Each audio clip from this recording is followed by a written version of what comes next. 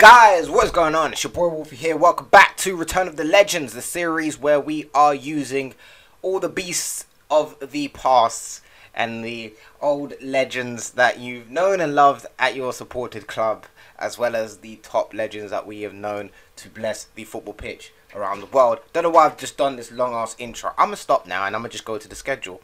Yeah, it's been pretty nice, man. We've been chilling. So since the 4-4 win, I said 4-4 win. I was looking at the game against Sporting.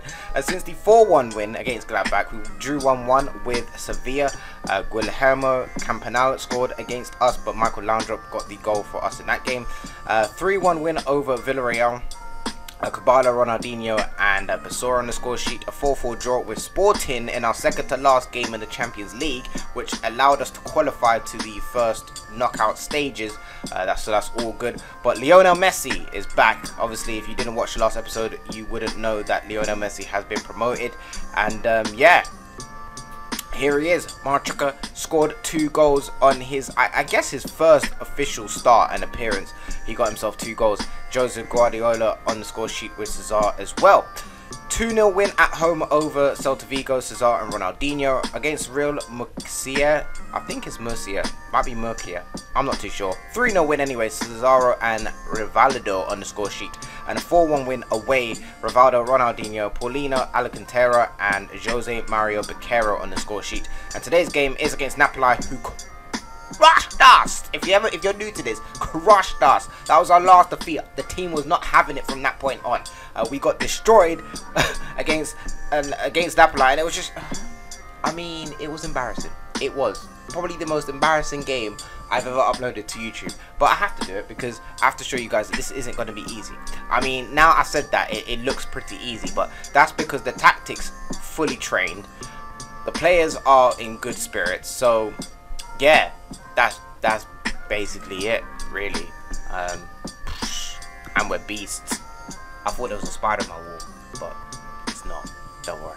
So here's how the table looks. Real Madrid still first, and Busquets is just destroying the league. That's always good. That's what we want to be saying. Barcelona, we're second anyway, so you know that's something to cheer about.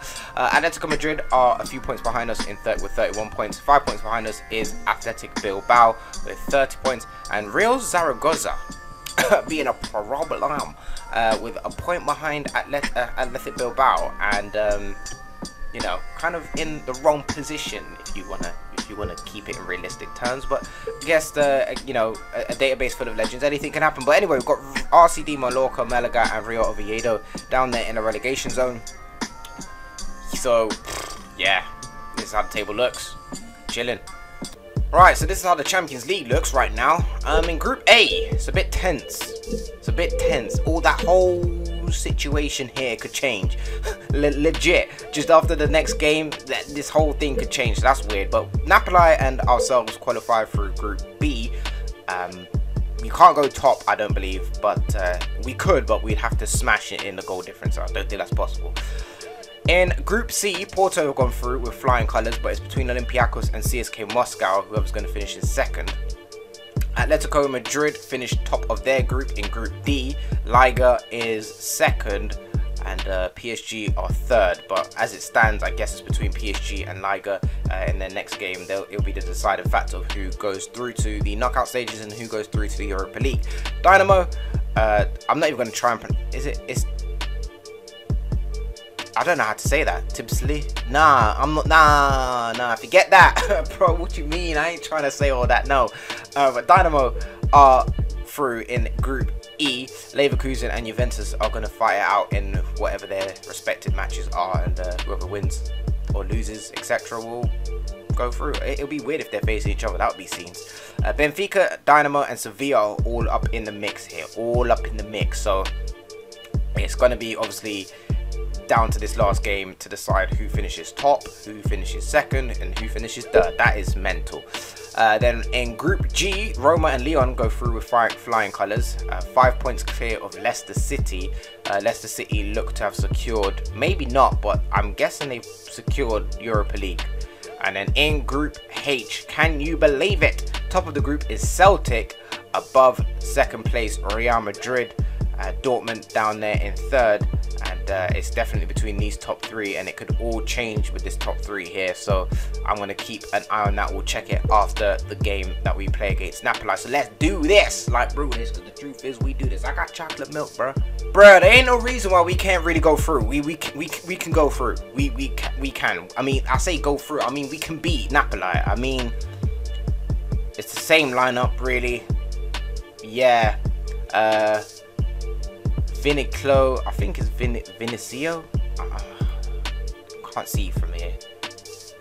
Vinicio, he looked like a problem. Flipping hell, bruh. Okay, anyway, Vinicio is up the top with Salustro, Maradona in attacking midfield. Joalinho and Almeo are in midfield. The deep line playmaker or the deep defensive midfielder is Buscaglia. Then we got Pogliana, Ferreira and Vinyel in defense with Bugatti in goal. My boy named Bugatti.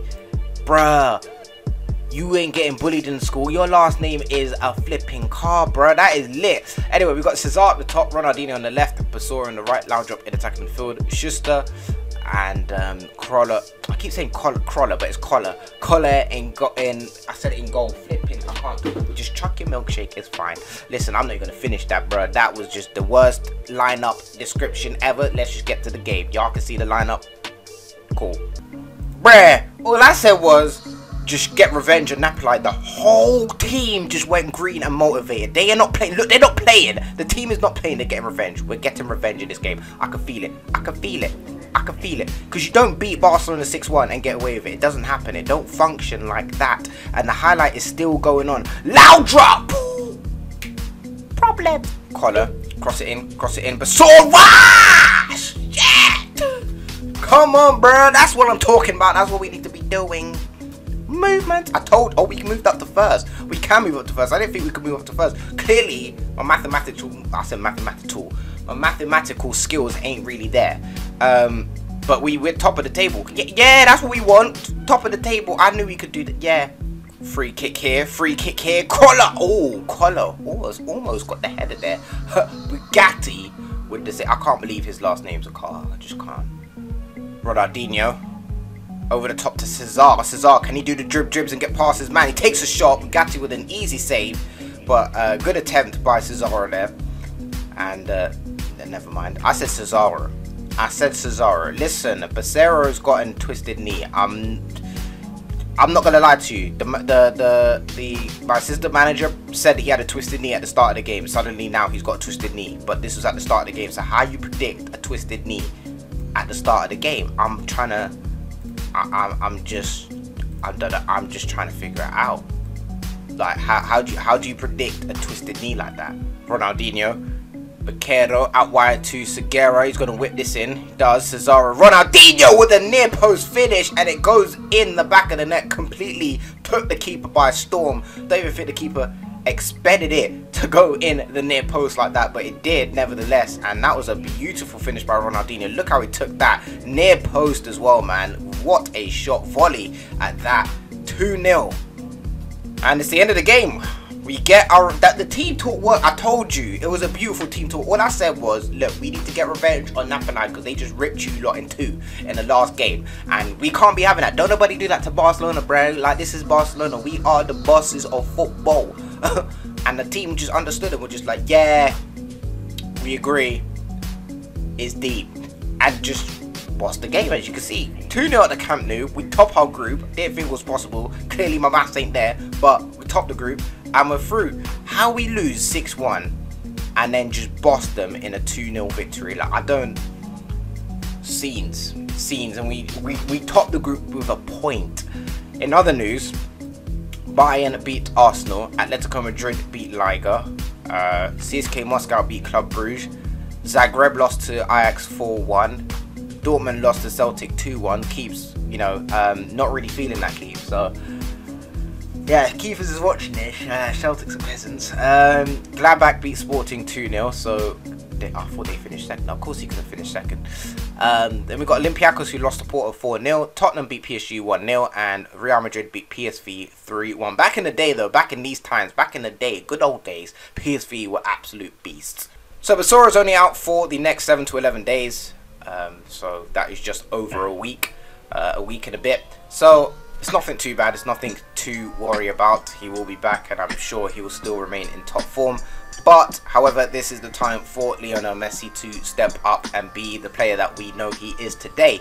Not instantly, of course, but slowly but surely mold into that role of being a beastly inside forward. And his value's already gone up in the games he's played so far. He was valued at 6.5 million and is now valued at 8.5 million. Obviously, we know what Messi turns into. It's just if the game can clone the system and turn him out to be a beast as well. But I'm pretty sure whoever made this database made it so that Messi does turn out to be an absolute machine, regardless if he doesn't bang in 30 goals plus a season.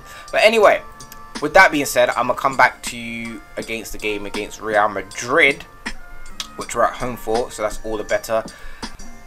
We've got some easy games, no disrespect, but we've got Las Palmas there, we've got Real Murcia, I think it is. We've got Liga, we've got Betis, and then we've got Sporting Gijon or Gijon, and then we've got Real Madrid. So it's nothing to worry about, and that takes us into January as well. So we'll be in the January transfer window. But yeah, if you have enjoyed this episode, make sure you leave a like, bro. It means a lot. I'm gonna sip my chocolate milkshake and go and edit. Take care of yourselves. Been a pleasure. Peace.